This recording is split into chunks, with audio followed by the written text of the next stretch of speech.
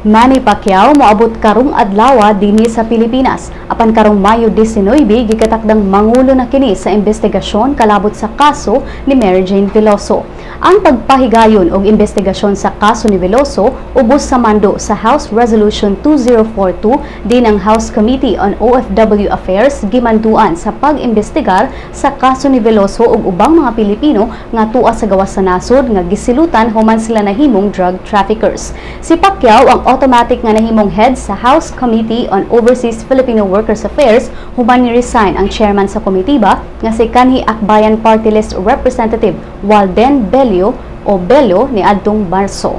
Si House Deputy Minority Floor Leader Carol Jane Lopez nibutyag kagahapon nga nakiginabi siya ni Pacquiao sa telepono ug nisugot ang Sarangani representative nga siya ay mo-preside sa House Inquiry karong Mayo 19.